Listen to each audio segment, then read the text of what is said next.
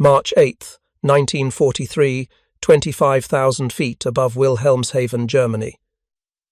Captain Robert Morgan pressed his face against the plexiglass nose of Memphis Belle, watching Lieutenant Eugene Adkins hunched over a device that the Army Air Forces insisted could drop bombs into a pickle barrel from 5 miles up. The B-17 Flying Fortress shuddered through flak bursts that turned the sky into a minefield of black smoke and shrapnel. 82 bombers flew in tight formation around them, each carrying 2 tons of high explosives meant for the German U-boat pens below. Preparing and narrating this type of story took us long efforts and hard work. So, if you are enjoying the story, please consider subscribing to our channel. For 18 months, American bomber crews had been promised precision bombardment that would win the war through surgical destruction of Nazi industry. The Norden bombsight sitting in Adkins' lap represented the most classified military technology in the American arsenal, more secret than radar, more protected than early atomic research. Its mechanical computer supposedly calculated the exact release point for bombs falling through 25,000 feet of turbulent air, accounting for wind drift, altitude changes, and aircraft speed with mathematical perfection. But Morgan had watched too many missions where American bombs cratered farmland miles from their intended targets. He had seen entire bomber formations obliterate French villages, while Nazi factories continued producing tanks and aircraft unmolested. The gap between Norden's promises and battlefield reality had killed thousands of Allied airmen who believed technology would protect them from the brutal mathematics of strategic bombing. Today's mission would reveal whether precision bombardment was engineering genius or deadly fiction. The briefing at Bassingbourn Airfield 3 hours earlier had carried unusual weight. Major General Ira Eaker himself attended, standing before the assembled crews with maps showing Wilhelmshaven's submarine construction facilities. These pens protected Germany's U-boat fleet, the underwater wolves strangling Allied shipping lanes across the Atlantic. Intelligence estimates suggested that destroying the concrete shelters would require direct hits from bombs released at maximum altitude, the only way to build enough velocity for penetrating the reinforced structures. Morgan studied the target photographs during the briefing, noting the massive concrete walls that German engineers had constructed to protect their submarines. Standard bombing doctrine called for releasing weapons from altitudes where flak remained relatively ineffective, typically above 20,000 feet, but accuracy decreased dramatically with altitude as bombs fell through increasingly complex atmospheric conditions. Wind speeds that varied by altitude, temperature inversions that altered air density, and the simple physics of objects traveling through 5 miles of turbulent atmosphere all conspired to push falling bombs away from their intended impact points. The Norden bombsight promised to solve these problems through pure mechanical calculation. First Lieutenant Carl Norden, a Dutch immigrant and brilliant engineer working for the Navy's Bureau of Ordnance, had spent 15 years perfecting a device that could automatically account for every variable affecting bomb trajectory. His Mark XV bombsight incorporated a gyroscopically stabilized platform that maintained perfect level reference regardless of aircraft maneuvering, coupled to a mechanical computer that calculated bomb trajectories in real time based on altitude, airspeed, and wind drift observations. If you're enjoying this deep dive into the story, hit the subscribe button and let us know in the comments from where in the world you are watching from today. The device's operation seemed almost magical to pilots who had never studied its internal mechanisms. The bombardier would identify his target through the bombsight's telescope, then track it manually, while the Norden's gyroscope stabilized the optical system. During this tracking phase, which typically lasted 30 to 40 seconds, the mechanical computer measured the rate at which the target appeared to drift across the bombardier's field of view. This angular drift rate, combined with known altitude and airspeed data, allowed the Norden to calculate the exact moment when released bombs would, after falling for approximately 60 seconds, impact the identified target. The theory was elegant and mathematically sound. Norden's calculations had been verified in countless ground tests, where the device achieved remarkable accuracy under controlled conditions. During peacetime demonstrations conducted over bombing ranges in California and Florida, Bombardiers using the Norden consistently placed practice bombs within 100 feet of their aiming points, from altitudes exceeding 20,000 feet. These results generated tremendous confidence within Army Air Force's leadership, who believed precision bombardment would revolutionize strategic warfare by allowing the destruction of specific industrial targets without requiring the massive area bombing campaigns that characterized British Royal Air Force operations. But combat conditions over Nazi Germany bore little resemblance to peacetime training exercises.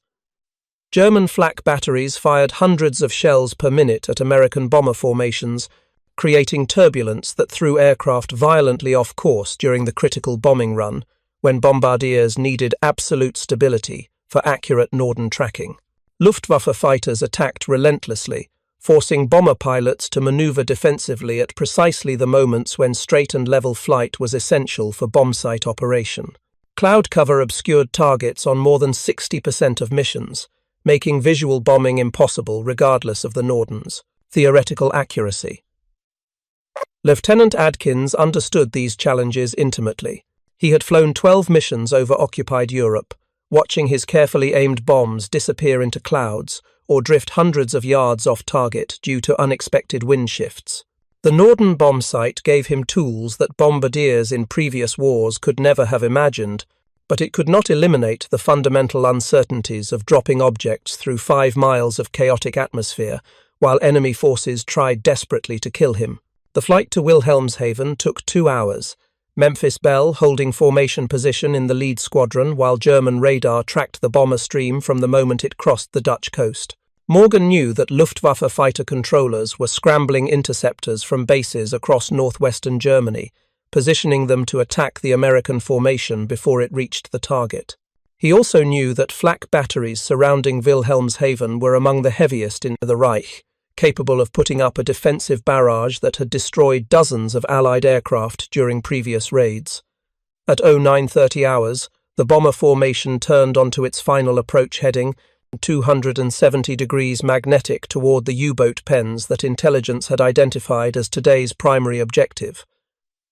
This course would take them directly over the heaviest German defences, but precision bombing required approaching targets from specific directions that allowed bombardiers to track their aiming points without fighting crosswinds. The 8th Air Force had learned through bitter experience that attempting to bomb from random headings produced disastrous accuracy, with weapons scattered across miles of German countryside while intended targets remained untouched. Adkins activated the Norden bombsight's stabilization system, feeling the gyroscopes spin up to operating speed inside their protective housing. The device drew electrical power from Memphis Belle's generators, using it to maintain the gyroscopic platform in perfect level orientation, regardless of the aircraft's attitude. This stabilization was crucial, because the mechanical computer's calculations assumed that the bombsight remained absolutely level throughout the bombing run.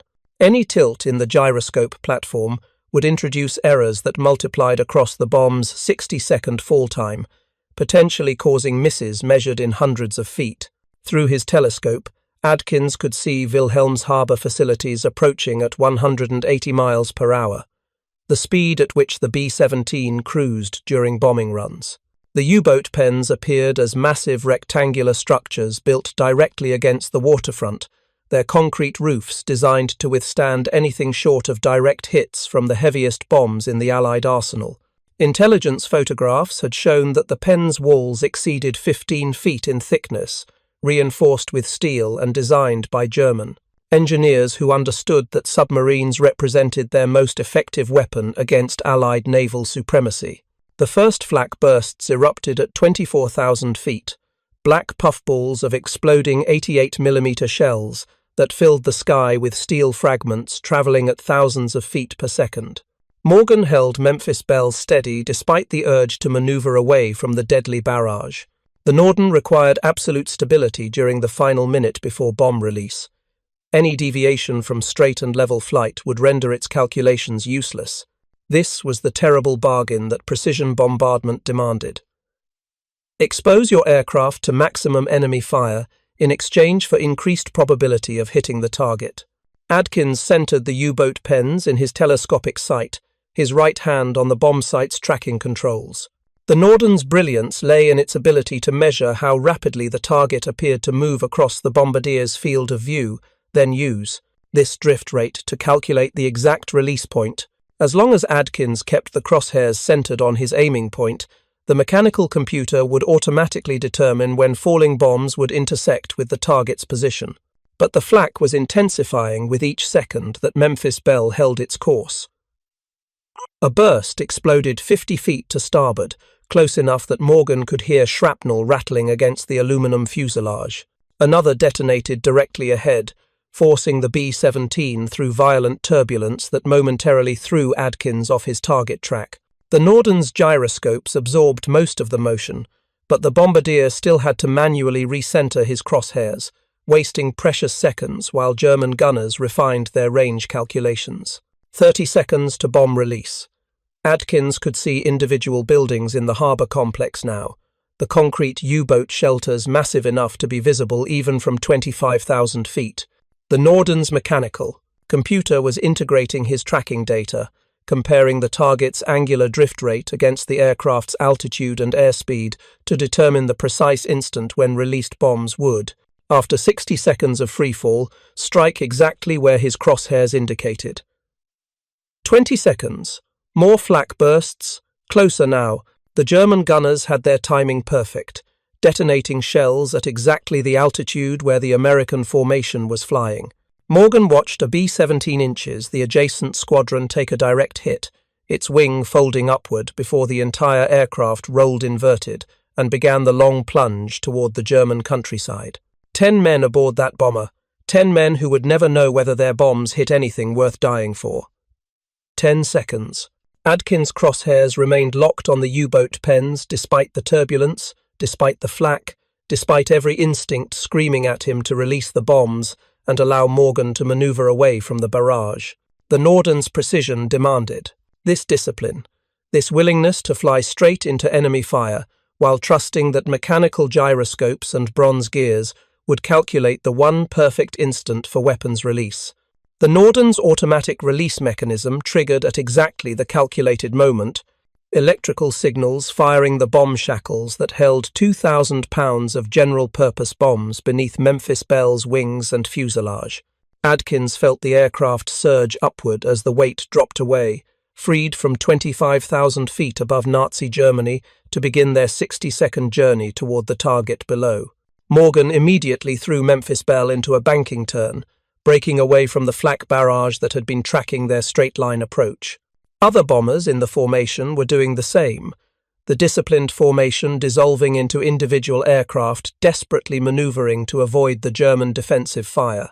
Behind them, 200,000 pounds of American high explosives fell toward Wilhelmshaven, each bomb following a ballistic trajectory that the Norden bombsight had calculated with what its creators promised was mathematical perfection.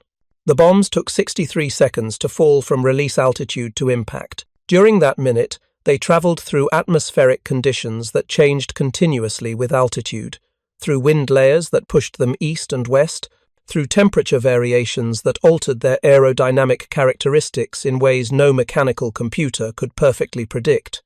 The Norden had done its best to account for these variables based on the data available to it, the altitude indicated by Memphis Belle's instruments, the airspeed shown on the bombardier's panel, the wind drift that Adkins had estimated by watching how rapidly the target appeared to move across his telescope. But estimation was not measurement. The wind at 25,000 feet might have been blowing at 80 miles per hour from the northwest, or 70 miles per hour from the west-northwest, and that 10-mile-per-hour difference would translate into hundreds of feet of targeting error by the time bombs completed their fall. The B-17's indicated airspeed might have been 180 miles per hour or 175, and that 5-mile-per-hour discrepancy would shift impact points by dozens of yards. The aircraft's true altitude might have been 25,000 feet or 24,800, and that 200-foot error would change the bomb's fall time enough to cause significant misses. These were the brutal realities that no amount of mechanical precision could eliminate.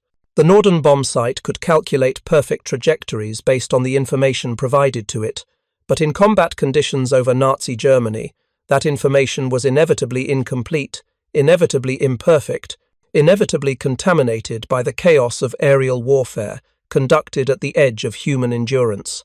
From Memphis Belle's waist gun position, Staff Sergeant Harold Locke watched through the clouds of flak smoke as American bombs began impacting around Wilhelmshaven's harbour. Massive explosions erupted across the waterfront area, each detonation sending columns of smoke and debris hundreds of feet into the air. Some bombs struck buildings adjacent to the U-boat pens, obliterating German workshops and administrative facilities. Others cratered the docks where submarines loaded torpedoes and supplies before heading out into the Atlantic. But the U-boat pens themselves, the primary target that justified flying through the heaviest flak barrage in northwestern Germany, remained essentially undamaged. The massive concrete structures absorbed nearby bomb hits without suffering critical damage to their thick walls and reinforced roofs. German submarines sheltered inside those pens would sortie again tomorrow, continuing their campaign against Allied shipping lanes that was killing merchant sailors by the thousands. This had become the pattern of American strategic bombing over Europe. Enormous efforts, tremendous courage, sophisticated technology, all combining to produce results that fell tragically short of the promises made by pre-war bombardment theorists. The Norden bombsight worked exactly as designed, calculating bomb trajectories with mechanical precision that would have seemed impossible to previous generations of bombardiers. But mechanical precision based on imperfect information still produced imperfect results, and in strategic warfare, imperfect results meant that Nazi industry continued functioning, German military forces remained supplied, and the war continued consuming lives at a rate that made precision bombing's casualties seem almost wasteful. Morgan brought Memphis Belle back to Bassingbourn that afternoon, with 3 wounded crew members and 47 holes in the fuselage from German flak fragments. His debriefing with intelligence officers followed the same frustrating pattern as every previous mission. Yes, they had dropped their bombs on the primary target. Yes, Lieutenant Adkins had tracked the U-boat pens throughout the entire bombing run. Yes, the Norden bombsight had functioned perfectly according to all technical specifications. And no, they had not destroyed the submarine facilities that were the mission's objective. The bombs had struck near the target, close enough to prove that the Norden could achieve reasonable accuracy under combat conditions. But reasonable accuracy meant missing by hundreds of feet when the target required direct hits to sustain meaningful damage.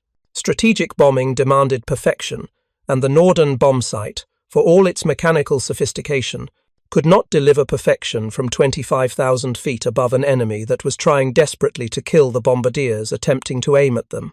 The basement workshop at Boonton, New Jersey existed in a peculiar state of controlled chaos during the winter of 1938.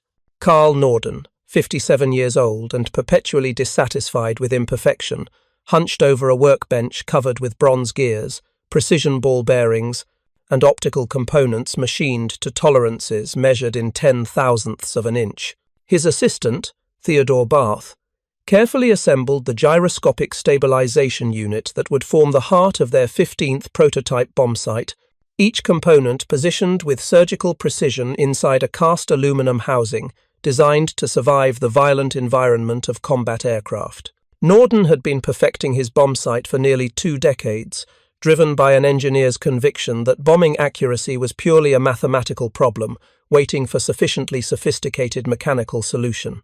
Born in Java to Dutch parents, educated at the Swiss Federal Institute of Technology in Zurich, Norden brought European precision engineering traditions to American military technology development. His obsession with accuracy bordered on the pathological. He reportedly once rejected an entire production batch of bombsights because gear teeth were misaligned by 3/10,000ths of an inch, an error so small that most engineers would have considered it acceptable. The fundamental challenge Norden faced was deceptively simple to state but extraordinarily difficult to solve. A bomb released from a moving aircraft does not fall straight down. It continues traveling forward at whatever speed the aircraft was moving at release, while simultaneously accelerating downward under gravity's influence. The resulting trajectory forms a parabolic curve through three-dimensional space, with the impact point determined by altitude, aircraft speed, wind conditions, and the bomb's aerodynamic characteristics. Human bombardiers had been attempting to calculate these trajectories since the First World War, using crude mechanical sights that required manual estimation of every variable. The results were predictably poor. Bombing accuracy during the Great War rarely exceeded plus or minus 1,000 feet, even under ideal conditions. Norden believed he could improve on this performance by factors of 10 or more through rigorous application of physics and precision engineering. His breakthrough came with the realization that a gyroscopically stabilized platform could maintain perfect level reference, regardless of aircraft motion, providing a stable foundation for optical tracking and mechanical computation. The gyroscopes themselves were masterpieces of precision manufacturing, balanced to such exacting standards that they could spin at 18,000 revolutions per minute for hours without detectable wobble. These gyroscopes controlled a telescopic sight that bombardiers used to track their targets during the bombing run approach. The genius of Norden's design lay in how it transformed the simple act of keeping crosshairs centered on a target into precise trajectory calculations. As the bombardier tracked his aiming point, the mechanical computer measured how rapidly the target appeared to drift across his field of view. This angular drift rate, expressed in milliradians per second, directly reflected the relationship between aircraft speed, altitude, and ground track. By comparing observed drift against known altitude and airspeed, the Norden could calculate the exact instant when released bombs would impact whatever point the bombardier was tracking. The mechanical computer that performed these calculations represented the cutting edge of 1930s analog computing technology. Brass gears meshed with precision cams, converting rotation rates into linear displacements that represented distances on the ground. Differential mechanisms combined multiple inputs simultaneously, integrating wind drift corrections with altitude changes and airspeed variations. The entire assembly contained over 2,000 individual parts, each machined to tolerances that challenged even the most skilled machinists of the era. Barth watched Norden adjust the final gear train, using feeler gauges to verify that backlash remained below acceptable limits. The older engineer's perfectionism sometimes frustrated his assistants, but they understood that bombardment accuracy depended on mechanical precision that left no room for compromise. A single gear with excessive play could introduce errors that multiplied across the bomb's fall time, transforming what should have been a direct hit into a miss measured in hundreds of feet. Testing the bombsight required elaborate procedures that consumed months of Norden's attention. The company maintained a private bombing range near Nantucket, where bombardiers could practice against target arrays under various weather conditions. These tests revealed both the device's potential and its limitations. Under ideal conditions, with clear visibility, no turbulence, and accurate altitude information, experienced bombardiers using the Norden could consistently place bombs within a 200-foot radius from altitudes of 20,000 feet. This represented revolutionary accuracy compared to any previous bombing system. However, combat conditions were never ideal. The Navy's Bureau of Ordnance, which funded Norden's development work, began raising concerns about the bombsight's complexity and vulnerability to battle damage. Each unit required 60 hours of skilled labor to assemble, with components sourced from specialty manufacturers across the Northeast. The gyroscopes alone cost more than $500 each, equivalent to 6 months' wages for factory workers. The optical systems incorporated precision ground lenses that could crack under severe vibration or temperature extremes. The mechanical computer depended on precise gear alignment that could shift if the bombsight suffered even moderate impact damage. Preparing and narrating this type of story took us long efforts and hard work. So, if you are enjoying the story, please consider subscribing to our channel.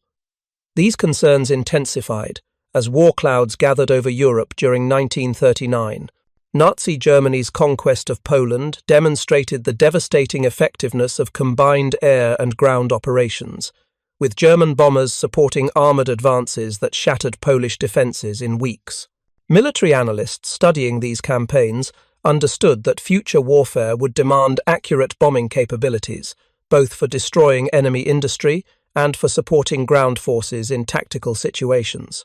The Army Air Corps, soon to be reorganized as the Army Air Forces, developed doctrine around the concept of precision daylight bombardment.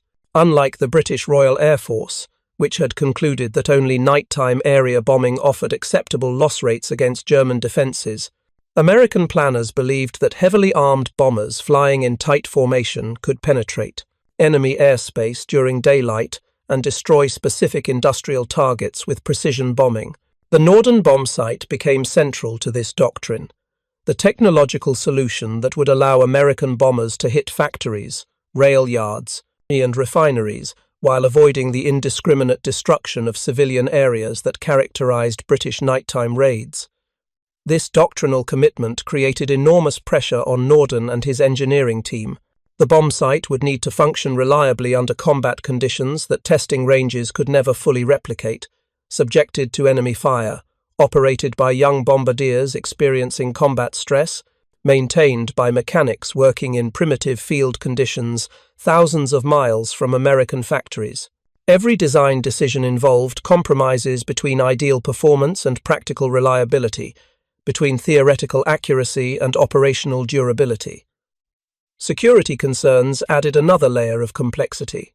By 1940, the Norden bombsight had been classified as one of America's most closely guarded military secrets, comparable to cryptographic systems and radar technology. Bombardiers received training that emphasized the device's classified nature, with armed guards present during all instruction sessions. The bombsights themselves were transported in locked containers, installed in aircraft only immediately before missions, and removed for secure storage as soon as bombers returned to base. Regulations required that bombardiers destroy their Norden sites rather than allow them to fall into enemy hands, a restriction that created genuine anxiety among aircrews who understood they might need to make such decisions while their aircraft was under attack. The rationale for this extreme security stemmed from beliefs about American technological superiority.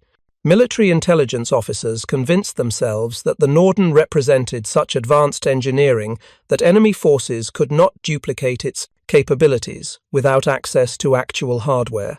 If German or Japanese engineers examined a captured bombsight, they might develop countermeasures or create their own precision bombing systems that would neutralize America's strategic advantages. These fears drove security protocols that sometimes bordered on paranoia, with FBI agents investigating anyone who had worked on Norden production, sensors reviewing all communications from bombardiers, and military police conducting surprise inspections at air bases to verify proper security procedures. If you find this story engaging, please take a moment to subscribe and enable notifications. It helps us continue producing in-depth content like this. The irony was that German and Japanese engineers were simultaneously developing their own precision bombsights, working from the same fundamental physics that governed Norden's design. The Luftwaffe's Lotfe 7 series bombsights incorporated gyroscopic stabilization and mechanical computing, capabilities broadly similar to American systems. Japanese naval bombardiers used the Type 1 sight, which achieved accuracy comparable to the Norden under favorable conditions. The American obsession with secrecy prevented intelligence analysts from recognizing that precision bombing technology was converging internationally, driven by shared understanding of ballistic mathematics rather than by any unique American innovation. By December 1941, Norden bombsights were entering mass production at facilities operated by Carl L. Norden Company and Remington Rand Corporation. The production challenges were formidable, requiring skilled machinists who could maintain tolerances measured in 10,000ths of an inch while working at speeds necessary for military procurement. Each completed bombsight underwent elaborate testing procedures that verified gyroscope balance, optical alignment, and mechanical computer accuracy before acceptance by military inspectors. The attack on Pearl Harbor transformed production from a measured industrial program into a desperate race against time. Army Air Forces planners calculated that winning the war would require equipping thousands of heavy bombers with Norden sights, necessitating production rates that seemed impossible given the device's complexity. Factory managers implemented three-shift operations, recruited women workers to replace machinists drafted into military service, and developed simplified assembly procedures that reduced labor time without compromising critical tolerances. Lieutenant Eugene Adkins received his introduction to the Norden bomb site at Lowry Field in Colorado during the summer of 1942. The training program lasted 12 weeks, covering everything from basic optical principles to advanced trajectory calculations. Security protocols permeated every aspect of instruction, with armed guards posted outside classrooms and students required to sign documents acknowledging that unauthorized disclosure of Norden capabilities carried potential death penalty under wartime espionage laws. The initial training sessions focused on the bomb site's mechanical operation. Instructors demonstrated how to activate the gyroscopic stabilization system, allowing students to feel the uncanny sensation of a platform that maintained perfect level orientation, regardless of how they tilted the surrounding structure. They learned to calibrate the optical telescope, adjusting focus and alignment to account for individual eyesight variations. They practiced entering altitude and airspeed data into the mechanical computer, understanding how these inputs affected the calculated release point. Adkins found the device both impressive and intimidating. The Norden represented the most sophisticated technology he had ever operated, far exceeding the complexity of any civilian equipment he had encountered during his pre-war engineering studies. Yet the instructors emphasized that bomb site effectiveness depended entirely on proper operation under combat stress. A bombardier who panicked during flak barrages or fighter attacks would achieve no better accuracy than crews using crude iron sights, regardless of how precisely Norden's gears calculated trajectories. The training progression moved from stationary bombing trainers to actual flight operations over practice ranges. Adkins flew dozens of training missions in B-17 seconds and B-24 seconds, dropping practice bombs on target arrays while instructors evaluated his tracking technique and release timing. These flights revealed the practical difficulties that never appeared in classroom instruction. Aircraft turbulence disrupted smooth tracking, forcing bombardiers to constantly fight their controls to keep crosshairs centered. Altitude variations required continuous adjustments to the mechanical computer's settings. Wind estimates proved difficult to calculate accurately, often resulting in release point errors that caused significant misses, even when all other procedures were performed correctly. The most challenging aspect involved maintaining concentration during the final minute before bomb release. This was the period when straight and level flight became absolutely essential for Norden accuracy, yet also the moment when aircraft were most vulnerable to enemy fire.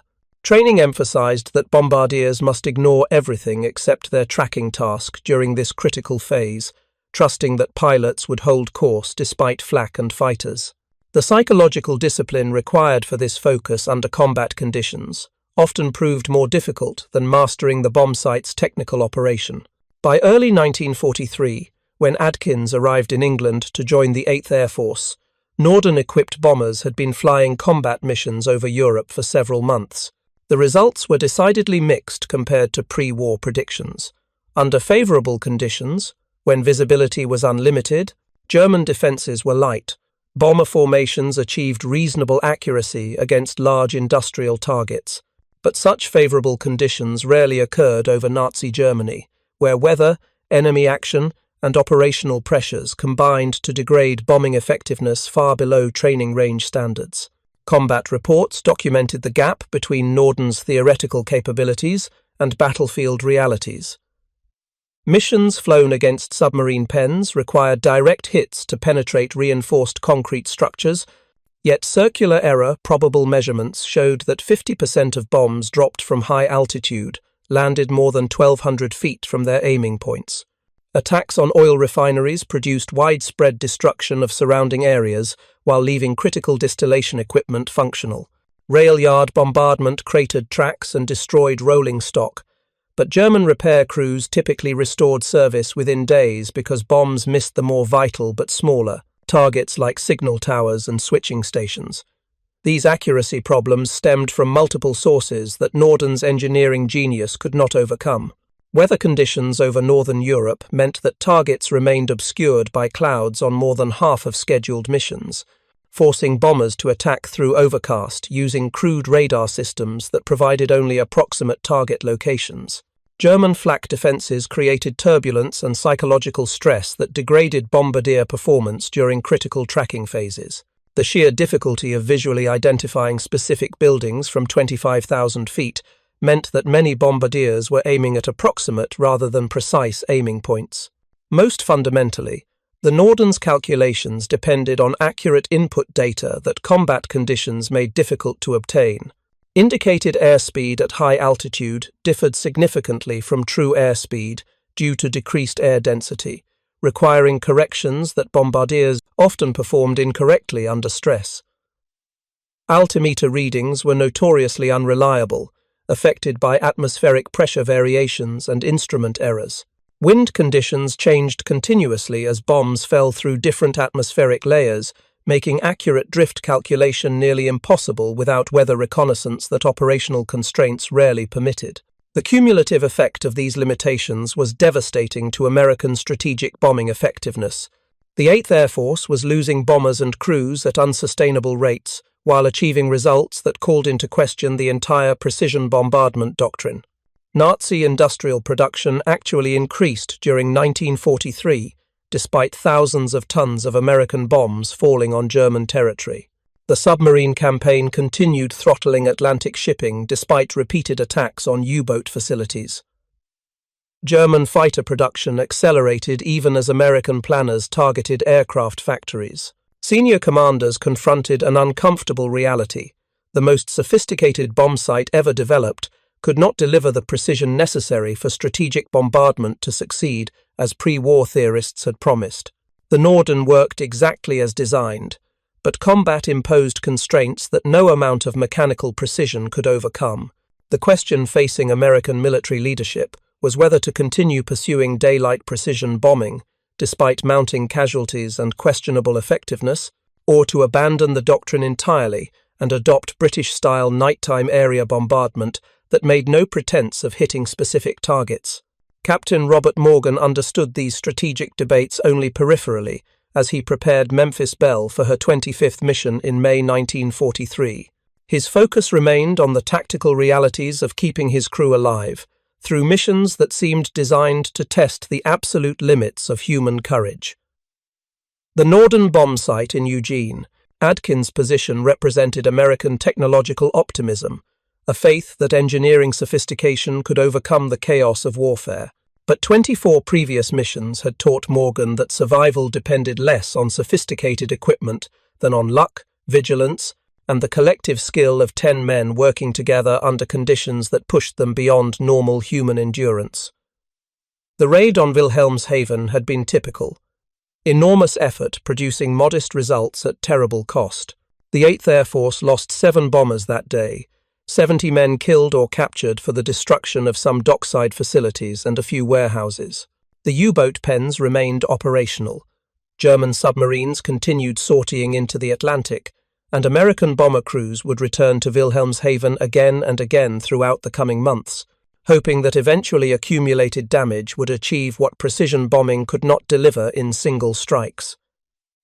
Adkins cleaned his Norden bombsight that evening after the mission, carefully wiping away condensation and checking for damage from flak fragments. The device had functioned perfectly according to all technical specifications: gyroscopes spinning smoothly, mechanical computer calculating trajectories with mathematical precision, automatic release mechanism firing exactly when commanded.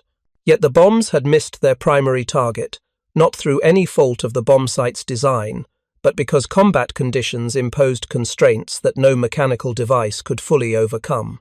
This was the fundamental paradox at the heart of American strategic bombing: technological sophistication meeting operational reality in ways that consistently favored reality. The Norden bombsight represented genuine engineering achievement, incorporating innovations in precision manufacturing, mechanical computing, and gyroscopic stabilization that advanced the state of industrial technology.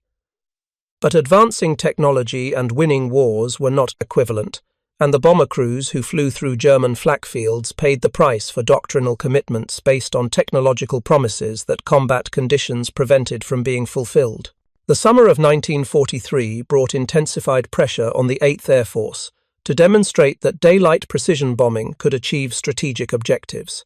General Ira Eaker, commanding American bomber operations in Europe, faced skepticism from both British allies who believed daylight raids were suicidal and from American commanders in other theaters who questioned whether resources devoted to strategic bombing might be better employed in direct support of ground operations.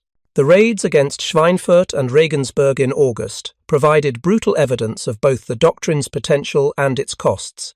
Over 300 B-17 seconds attacked ball-bearing factories and aircraft assembly plants in the deepest penetration yet into German territory.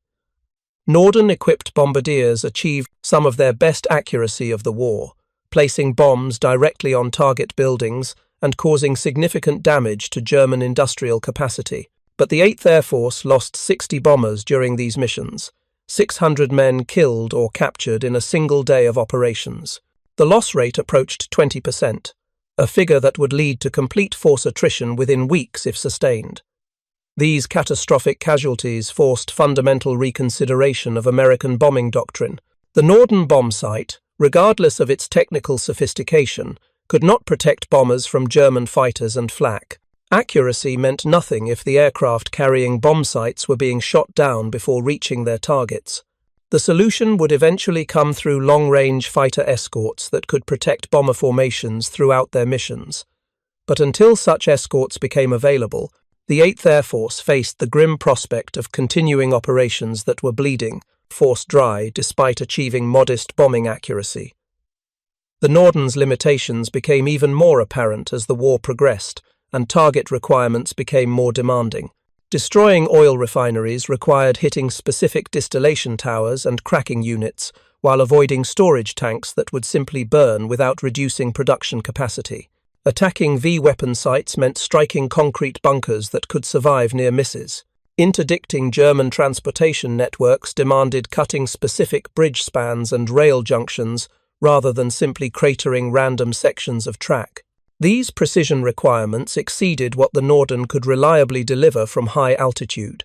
Circular error probable measurements showed that even under favorable conditions, with experienced bombardiers and minimal enemy interference, only about 20% of bombs landed within 1,000 feet of their aiming points.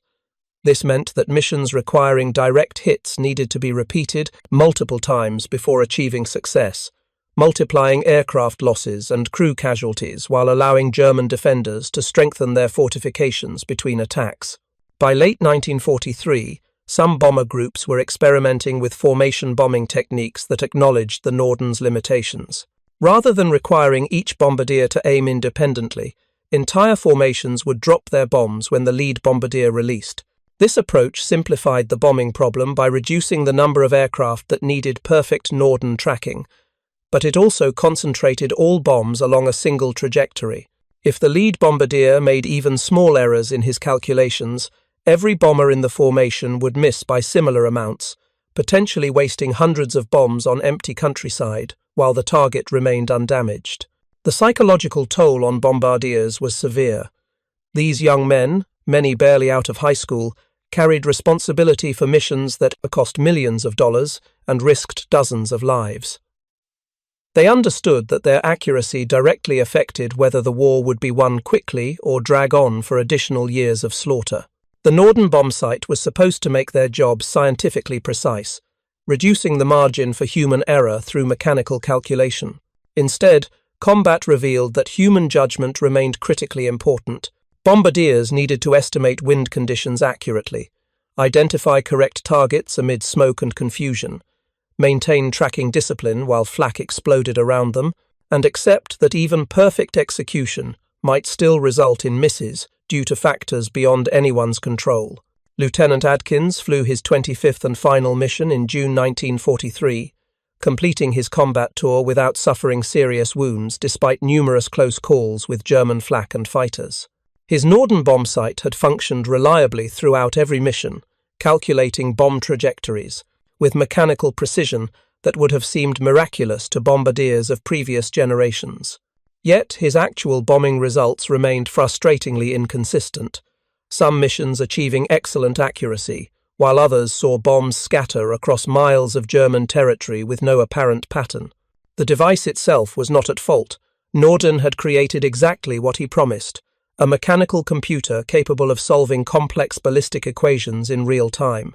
The fault lay in expectations that such calculations could overcome the fundamental uncertainties of combat. No amount of precision engineering could eliminate atmospheric turbulence, compensate for instrument errors, or account for the psychological stress of operating complex equipment while enemy forces tried to kill you. The Norden bombsight represented technological optimism, meeting operational reality, and reality consistently won. Preparing and narrating this type of story took us long efforts and hard work, so if you are enjoying the story, please consider subscribing to our channel.